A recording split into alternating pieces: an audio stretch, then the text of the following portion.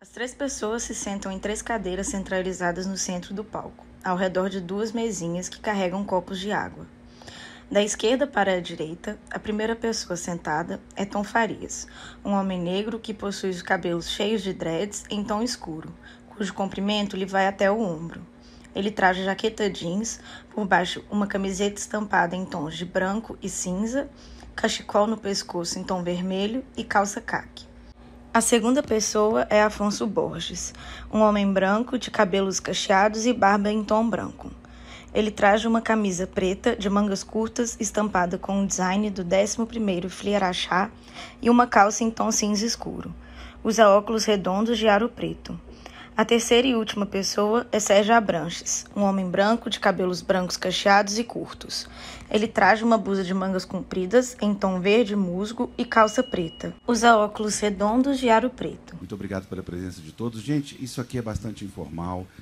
Esses puffs estão aí organizados no meio, mas se quiser chegar para lá, ou se quiser pegar o puff e vir para cá, entendeu? A ideia é fazer essa coisa anárquica mesmo. Eu tenho muito a agradecer, mas em especial eu queria pedir uma salva de palmas à autora homenageada do Fliersachá, Líria Porto, que está ali.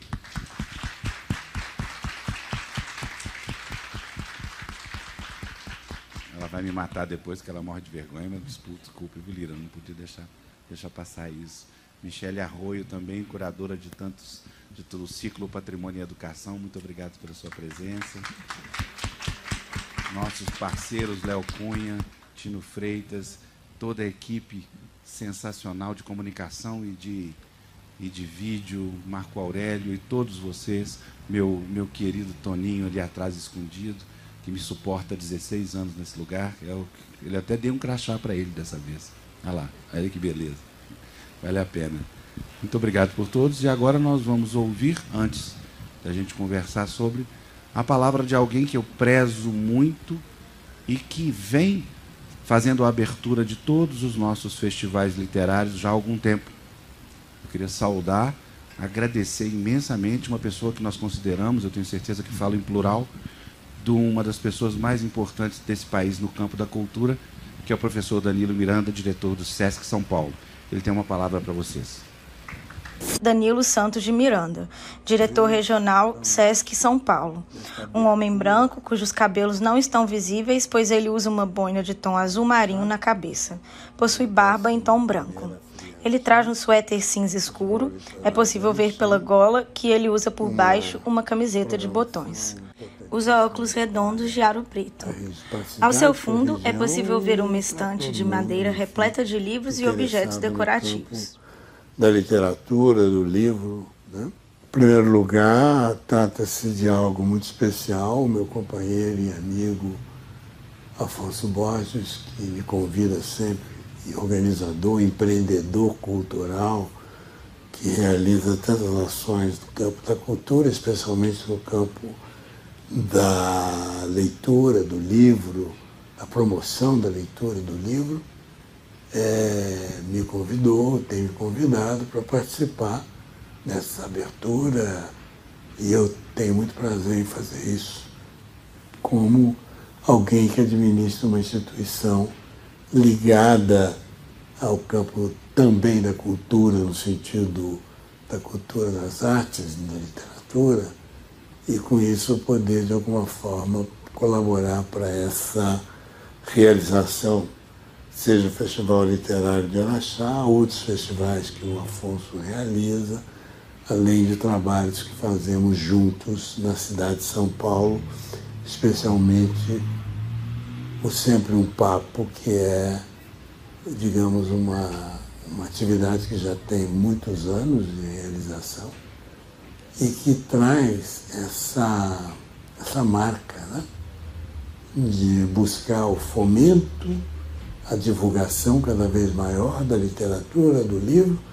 através desse encontro com os autores e criadores. Então, de alguma forma, Sempre o Papo é um pequeno festival que acontece várias vezes durante todo o ano, de forma que são vários pequenos festivais que juntos realizam um grande trabalho voltado para a literatura. E aqui em Araxá, concentrado, temos a 11ª edição dessa apresentação, que é algo muito especial, realizado nesta cidade histórica, importante, com os apoios necessários, né? O tema desse nosso encontro do FLI Araxá, na 11ª edição, Educação, Literatura e Patrimônio, e teve a curadoria, né, dos amigos queridos, que é o próprio Afonso, Tom Farias, Sérgio Babranches e o querido Afonso mesmo, como eu disse, que são os 3 responsáveis pela programação, além de muita gente que virá participar como colaborador, como palestrante, a Eliane Alves Cruz, no Rio de Janeiro, Itamar Vieira, Jefferson Tenório, Jamil Chad, Juliana Monteiro, Lucrécia Zap, nosso amigo também, o Eugênio Butti. Enfim, trata-se de uma série de pessoas que têm tido um envolvimento, analisando, discutindo, criando, pessoas ligadas à ficção, pessoas ligadas à documentação, à história, pessoas à reflexão e, sobretudo, sobre a realidade brasileira tão especial, tão complexa, mas com a marca clara daquilo que é mais importante hoje em dia, hoje, nesse momento, de maneira muito clara, que é essa questão da humanização da sociedade, questão da diversidade discutida sob vários pontos de vista, com a participação de artistas de todas as procedências. Então, tudo isso tem trazido um elemento novo na nossa discussão e está presente aqui. Está presente um autor como Tamar, como o Tenório, como o Tom Farias, todos eles têm tido, e muitos outros, têm tido esse papel de trazer esse lado, muitas vezes, pouco conhecido da nossa realidade cultural e da nossa sociedade, das características que, de alguma forma, mantêm a nossa sociedade. São representantes da comunidade negra, em grande parte, alguns deles, pelo menos, e eu sempre quero colocar que essa questão, para mim, é a questão decisória, definitiva, né? Nós temos muitas questões ligadas à diversidade, né? A aceitação do outro, a aceitação do diferente, a aceitação das características que o outro tem e que eu, de alguma forma, com elas convivo ou devo conviver, a questão do preconceito, a questão da formação que nós temos voltada para determinados tipos de comportamento, de aceitação ou de não aceitação. Mas, certamente, esta é uma questão central. E eu vejo com muita clareza que a questão da raça, a questão negra no Brasil, de modo particular, ela é decisiva porque ela tem vínculos, não só com todas as demais, mas tem vínculos próprios, profundos, com o comportamento e com a cultura que nós recebemos e que nos induz a determinados tipos de atitudes e comportamentos desde a nossa origem, nossa formação, etc., bem lá nos primórdios. E que agora isso tem que ser mudado, já está sendo mudado e precisa ser mudado, né? De uma maneira radical.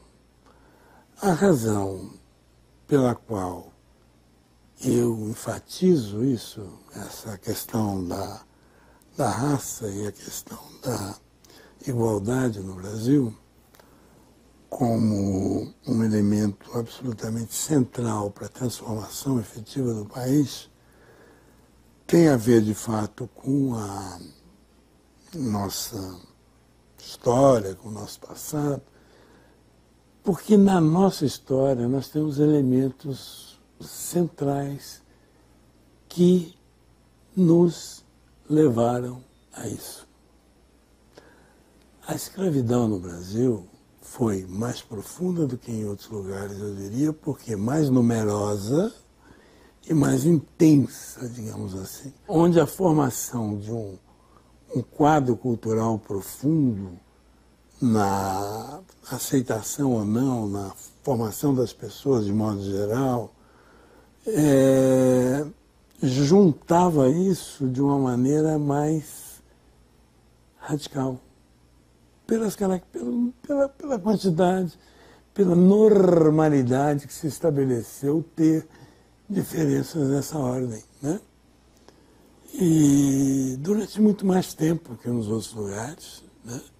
Com a questão negra em particular, é claro, estou me referindo a ela, e naturalmente tudo isso levou a um tipo de caminho que exige da nossa parte um esforço maior do que os demais para poder superá-la. Talvez em outros lugares isso tenha sido superado, ou tenha sido de alguma alterado. Para nós, parece que ainda não conseguimos alterar muito, mudar profundamente, e nós precisamos fazer isso. E somente no dia que a gente fizer isso, a tal desigualdade no Brasil, que é verdadeira, que é profunda, que é imensa, que tem vários aspectos, um deles é esse aí, mas tem aspectos econômicos, sociais, geográficos, políticos, etc, etc, etc.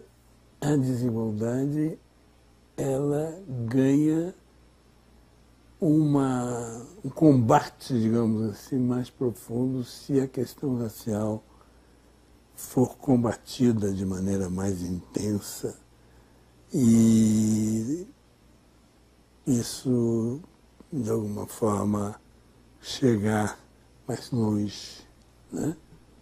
E aí, quando eu digo chegar mais longe, significa origens, família, escola, sociedade, dia a dia, convivência e tudo demais, né?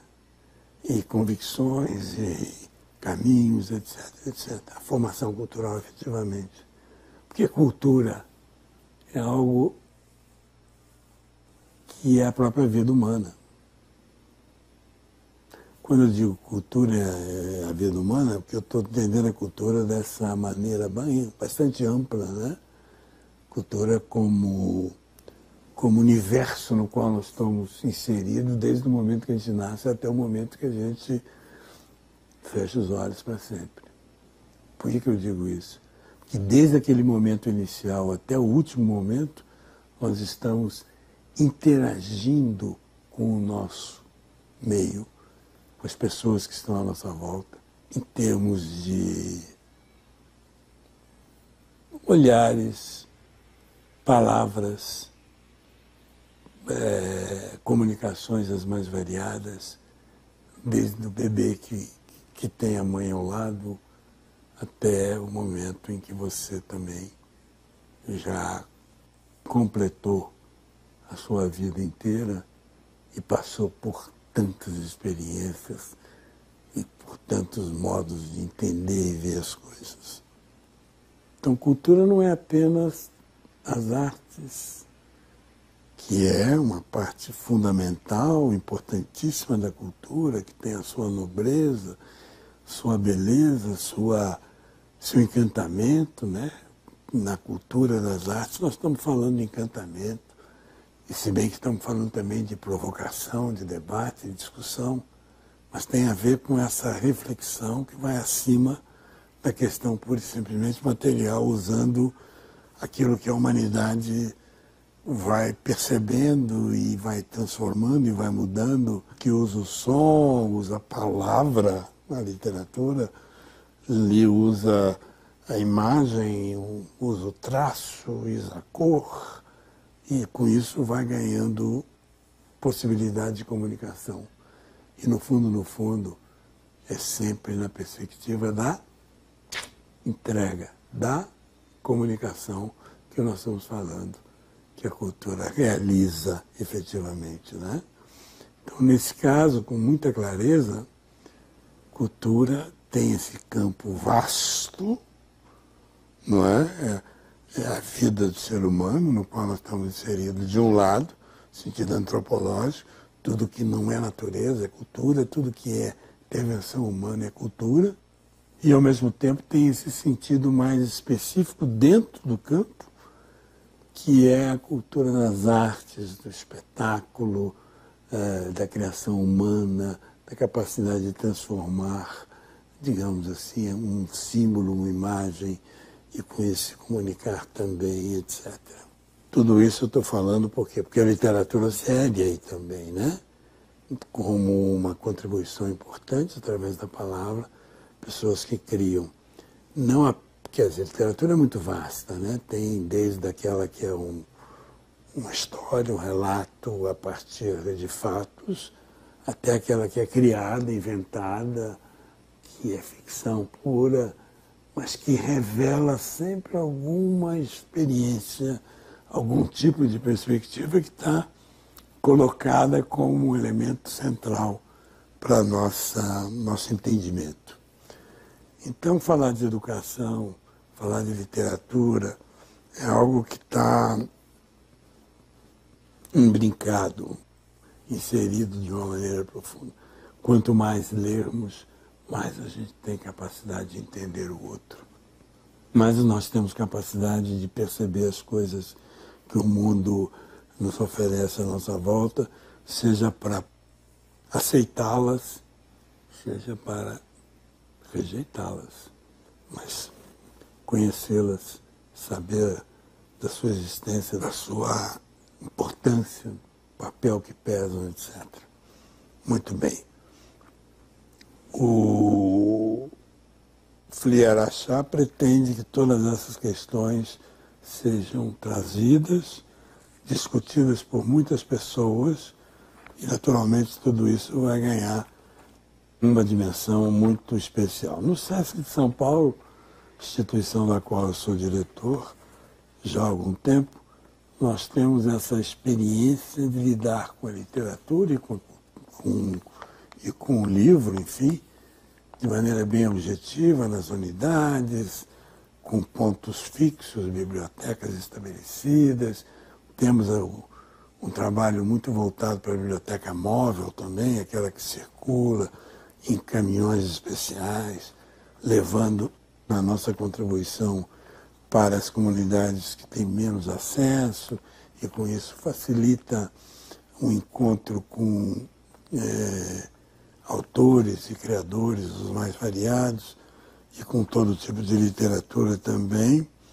Então, todos os esforços que nós podemos fazer para difundir o livro, para difundir a literatura, para difundir a leitura, né? Especialmente nesse momento em que as comunicações são muito facilitadas pela tecnologia, mas também a literatura é facilitada pela tecnologia através da publicação em plataformas adequadas, o e-book, além de outras formas de fazê-lo.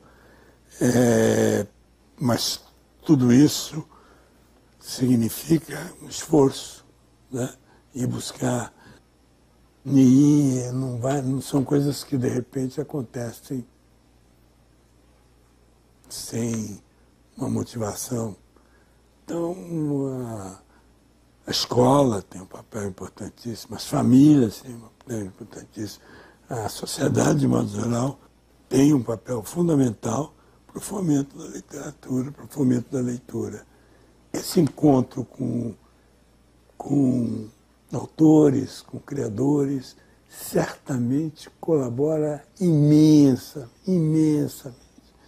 para esse fomento, para esse crescimento Então é uma oportunidade muito grande, muito especial, aproveitar no Festival do Literário de Araxá essa oportunidade. Oportunidade que nem todas as cidades do Brasil têm tido, e é importante ressaltar o esforço que se faz, né, do meu querido Afonso Borges, para que isso aconteça.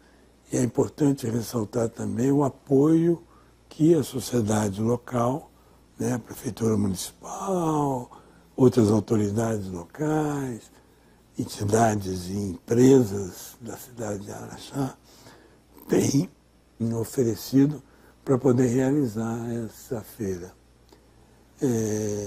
Eu gostaria, portanto, de deixar aqui o meu desejo de que seja muito bem sucedido nessa questão, sobretudo, do pensamento sobre a importância da literatura e do livro, como algo central para que a gente transforme, para que a gente mude, para que a gente melhore esse país, para que a gente colabore para que a sociedade seja melhor e a gente tenha uma vida mais humanizada, um processo civilizatório mais completo na nossa sociedade.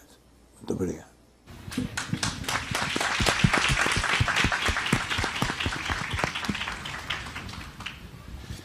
Com a palavra ao senhor Tom Farias. Oui? Ou a pessoa mais esperada do FLI Araxá hoje? Eu ia falar um negócio, mas eu falo depois, né? Bom, boa noite a todas e todos. Uma honra, uma satisfação imensa voltar ao FLI. No ano passado estivemos aqui, em outro local, em outro bate-local. E é muito emocionante, né? Porque o que o querido Danilo Miranda está dizendo nessas mensagens todas é o quanto a gente é resiliente, teimoso, tinhoso em fazer cultura nesse país, né? Nos últimos anos, principalmente os quatro que passaram foram bem dramáticos com relação à cultura e especialmente com relação ao processo civilizatório da população negra brasileira. E em cada região, né, cada lugar desse país sofreu as mazelas de uma pessoa que não entendia essa parte da humanidade que tanto foi frisada ali pelo nosso querido Danilo. Bom, Afonso, eu mais uma vez te agradeço pelo convite de estar aqui. Os percalços hoje da viagem, né? É que eu cheguei de Lisboa 5 e pouca da manhã, o carro atrasou para sair do Guarulhos até a minha casa, que fica ali no bairro de Paraíso, bem no centro de Petrópolis, de São Paulo. Basicamente, fui em casa, tomei banho, troquei de mala e vim para cá. Peguei outro avião, peguei um carro e cheguei aqui às 6 horas em ponto.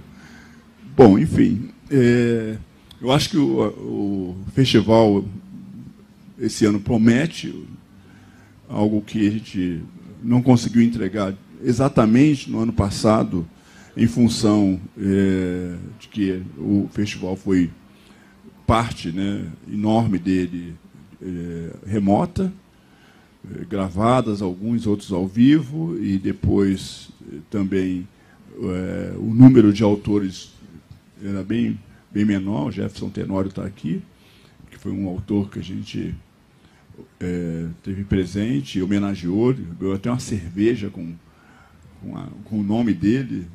Itamar Vieira também, que também vai estar aqui conosco, esteve no ano passado.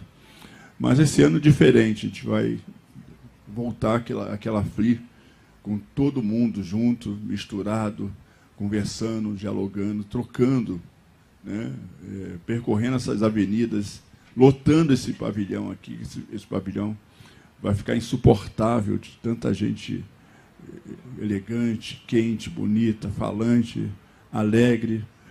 E eu acredito que todos têm uma ideia da programação, né, Afonso? Pela divulgação que foi realizada na cidade, massiva divulgação.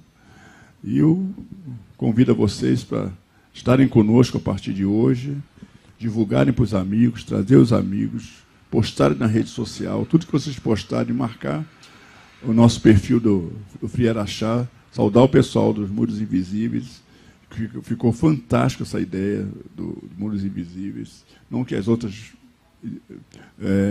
edições não foram, mas quando você... A vida que... Eu deixaria isso aqui para sempre. Ali ficava fazendo manutenção. Né? Fazendo manutenção. Então, mais uma vez, a equipe do Free Araxá está de parabéns por entregar um trabalho que a gente começa botando no papel, a gente não vai acreditando, né? Como é que vai ser a Free Araxá? Vai ser assim, tá, dessa maneira? Quem é que vem? Quem é que não vem? Como é que vai ser? Como é que vai montar? Como é que vai desenhar a coisa? E, de repente, a gente vê tudo realizado. Então, brigadíssimo. Mais uma vez, com o Padre Afonso. Obrigado.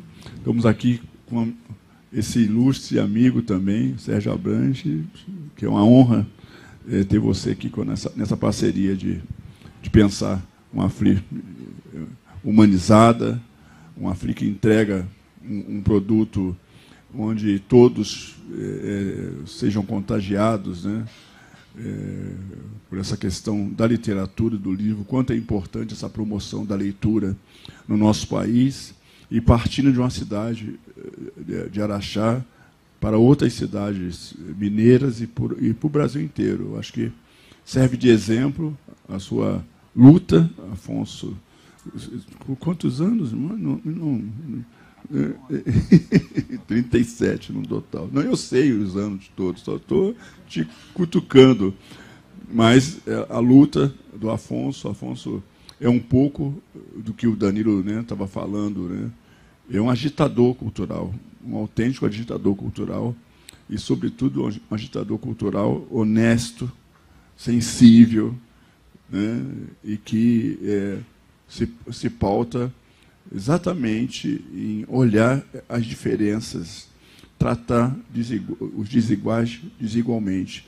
Afonso trata a desigualdade de forma desigual. Se tratar todo mundo a igualdade igual, nós vamos ter problema no processo de... Então, Afonso, brigadíssimo e feliz 11º FLI Araxá.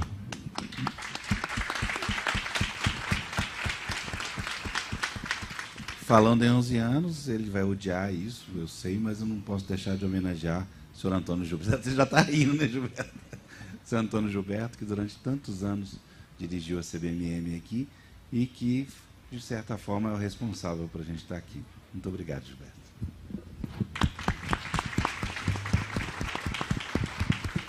Vou passar a palavra para o Sérgio. Boa noite, gente. Olha, eu estou muito feliz de estar aqui. Trabalhar com o Afonso e o Tom não é um trabalho, é uma alegria. São dois parceiros incríveis. E eu estou muito feliz, em particular, com essa FLI Araxá, porque ela é um marco em várias dimensões. E eu acho que começou, na verdade, com a FLI da pandemia, né?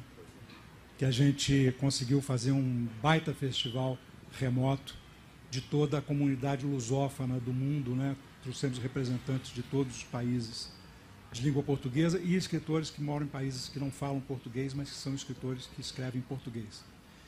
E isso abriu a porta para a necessidade, não da gente fazer uma mesa, né, Tom? Uma mesa de literatura negra, mas de incorporar, de agregar, ainda que, como diz o Tom, desigualmente, mas fazer com que a literatura seja esse espectro, seja esse mosaico que representa toda a diversidade da cultura e da sociedade brasileira e que se torna uma ferramenta importantíssima para tornar todos os invisíveis visíveis para o Brasil. Desde aqueles que escrevem, que estão aqui, como aqueles que ensinam e que estão espalhados pelo Brasil, fazendo um trabalho talvez até mais importante do que o nosso, de escritores. E esse ano a gente vai ter pela primeira vez, a incorporação da literatura indígena, que tem uma relação com o livro, com a palavra escrita, diferente da nossa, mas faz parte da nossa cultura e da nossa literatura. E a gente espera que daqui para frente seja sempre assim, né? A gente que incorporemos todos os braços, todos os rios da vasta cultura e da palavra brasileira em todas as suas dimensões. O Brasil não tem futuro se ele não for uma nação pluriétnica, uma nação totalmente diversa e que assuma a sua diversidade como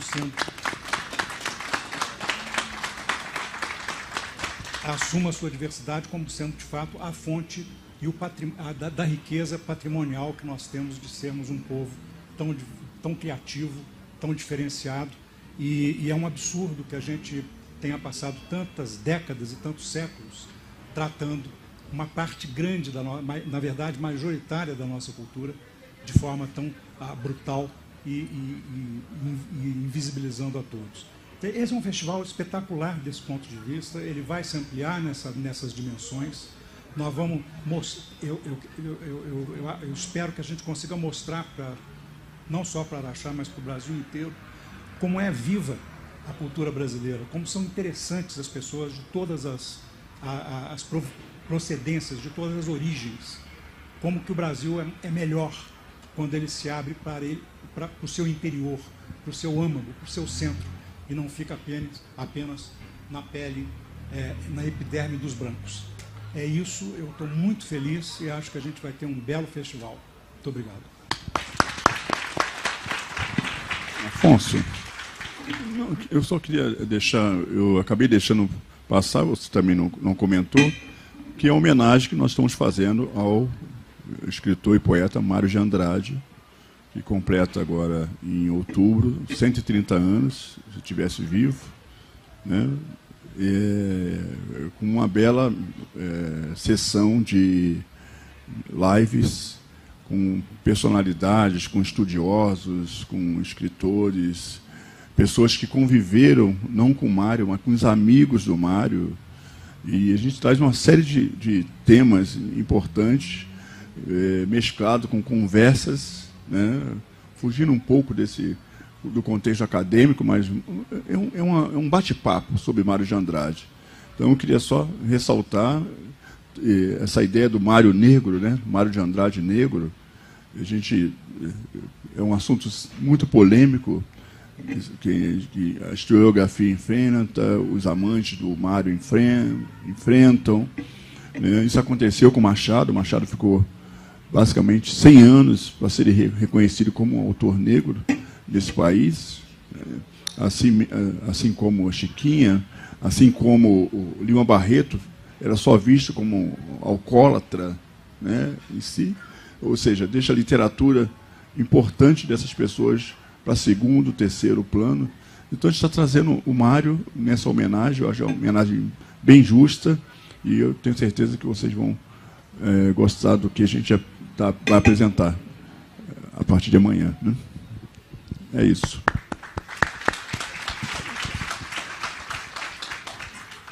É importante dizer também da estrutura, né?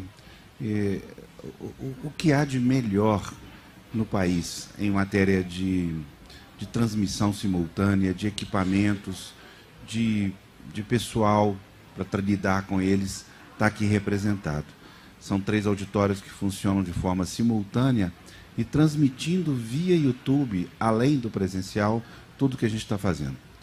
Nós vamos, como o Sérgio disse, eu acho que a gente vai compor uma espécie de tesouro de conteúdo a respeito do que o Brasil tem a oferecer.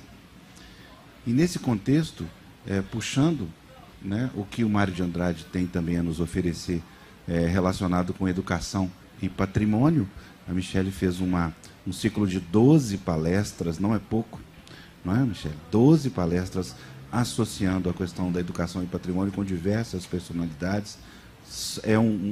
Assim como esse que o Tom fez, é virtual, já vai entrar no ar agora. Além disso, o capítulo do Muros Invisíveis que a gente está vendo aqui certamente, né, Marisa? Uma coisa que vai entrar não só na história de vocês, na minha história, na história de todo mundo que vir. Porque eu não tenho registro de outra ocasião que aconteceu isso que está acontecendo aqui. Principalmente porque não foi uma vontade da coordenação. Porque é muito simples, né, a coordenação de um evento, determinar parâmetros e alguém executar. Não. Tudo isso que foi feito aqui, que vocês vão ver no próximo debate, falado pela Marisa, pelo Gabriel e todos vocês, foi criação deles. A escolha dos convidados, que foi dura, Marisa tem um depoimento duro sobre isso, a eleição dos assuntos a colocar embaixo, um pequeno biografia, o grafismo feito atrás, toda essa ideia colocada aqui foi coletiva, absolutamente coletiva. E essa homenagem a esses professores, que são 43, como o Gabriel falou, e tomara que sejam muito mais em outra circunstância, ela tem o objetivo de contagiar. É isso. Que outras cidades pelo mundo afora façam. Porque o que vocês fizeram aqui é bonito, é importante, é fundamental, mas precisa muito que outros o façam. Porque professores e professoras negras nunca foram homenageados. Nunca. É pouco falar que foram invisibilizados. Nunca foram homenageados. Sabe, isso é muito importante. Muito, muito, muito, muito. E eu tenho certeza que isso vai se disseminar, criar novos campos de estudo, né, novos campos de análise, não é só repetir o que está fazendo aqui, é progredir, é avançar, colocar na cara do gol, como o Sérgio sempre falou para mim, a posição de antirracista. A gente acorda, eu aprendi isso com o Sérgio, com o Tom, a gente tem que acordar antirracista. Acabou o tempo no qual as posições racistas eram aceitadas com certa familiaridade. Acabou, não tem mais a radicalidade que eu aprendi com Itamar, com Jefferson, com Tom, com Helena Alves Cruz, com Flávio Oliveira e com tantas pessoas que estão aí na linha de frente no combate do racismo. Tem que sair desse campo do combate e chegar no campo da assimilação para a gente enfrente isso com verdade, com clareza, para chegar no ponto final que o Sérgio encerrou a palavra dele.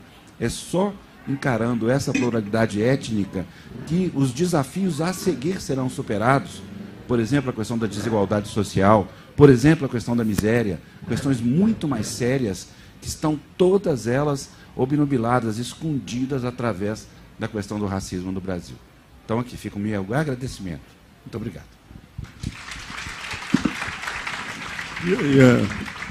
E é tão simbólico essa questão que você está falando, porque talvez 80 quilômetros daqui fica a cidade de Sacramento, né? E a cidade que nasceu... Obrigado aí, acho que o ronco está legal, né? Deve estar vendendo ronco, garrafado. E foi a cidade que nasceu Carolina Maria de Jesus. Carolina, que ela dizia, origem, soro da escravidão no Brasil. Ela nasceu em 1914 e hoje é a escritora do mundo, né? Eu acabei de fazer agora o lançamento de uma edição portuguesa do livro Quarto Despejo. O livro foi proibido em 1961 pelo ditador Salazar e um editor resolveu fazer a publicação agora, quer dizer, resgatando, né, essa Carolina violentada, não só para a população, o povo português, mas para as colônias portuguesas, os países africanos, Moçambique, Angola, Guiné, Cabo Verde, tudo eram colônias portuguesas. E, além disso, Araxá é o berço da avó da Carolina e do pai da Carolina. Os dois nasceram em Araxá. Então, acho que essa questão dos muros invisíveis parte desse pressuposto de uma simbologia mais profunda ainda, viu, Afonso? Mais significativa ainda, de criação desse elo de uma região que no século XVIII, 1700, teve presença de quilombos e que formou parte da população negra dessa região, sobretudo de Saída Sacramento, que a gente conhece hoje. Então, só queria fazer esse registro. Quer completar, Sérgio? Gente, muito boa noite. Vamos iniciar o Filiar Achá. Daqui um pouquinho, a próxima mesa com o pessoal do Muros Invisíveis. Muito obrigado.